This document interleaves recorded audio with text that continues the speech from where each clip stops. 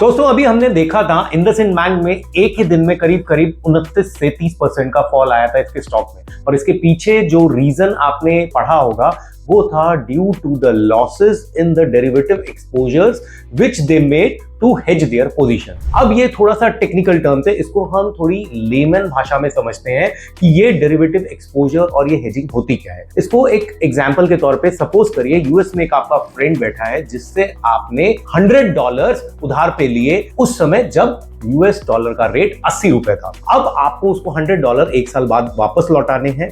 आप वो $100 इंडिया लेके आए, इंडिया में उसको रुपये में कन्वर्ट किया तो 8,000 रुपए मिले। लेकिन सपोज करिए अगर एक साल बाद डॉलर का रेट 90 रुपए हो जाता है तो आपको 9,000 रुपए उसको वापस करने पड़ेंगे। तो ये आपका रिस्क है। तो इस रिस्क को कवर करने के लिए आप क्या करते हैं, आप फ्यूचर्स मार्केट में 81 रुपीज में चल रहा है डॉलर, उसमें आप बाय कर लेते हैं। तो इस तरीके से आपने हेजिंग कर ली। आपने यहां पे यूएस डॉलर को 80 रुपीज में सेल करा, जो कि आपने उधार लिया है अपने फ्रेंड से, तो एक तरह से यूएस डॉलर को सेल करना हो गया, और आपने 81 रुपीज पे यूएस डॉलर को बाय कर लिया इन द डेरिवेटिव मार्केट। अब सपोज करिए एक साल बाद यूएस डॉलर का रेट 90 रुपए हो जाता है, तो आपको एक तरह से जो आपको फ्रेंड को पैसा देना है उसमें आपको 10 रुपए का घाटा हो रहा है पर यूएस डॉलर, बट आपको एट द सेम टाइम 9 रुपए का फायदा भी हो रहा है जो आपने हेज करा। अब इंडसइंड बैंक के केस में भी ऐसा ही कुछ हुआ था। उन्होंने जो ओवरसीज लोन ले रखे थे उसको उन्होंने हेज करा by making an exposure on the derivative market, but the problem came there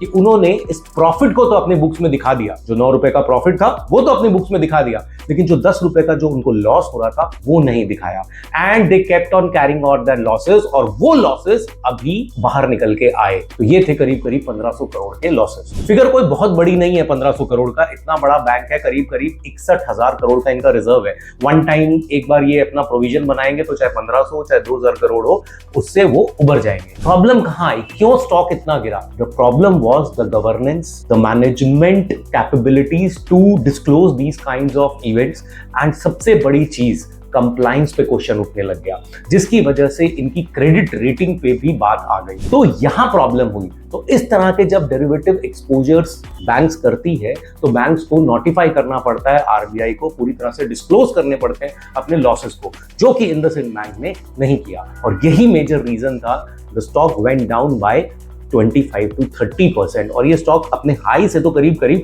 50-60% down है because of these anomalies only which time to time came out of the woods.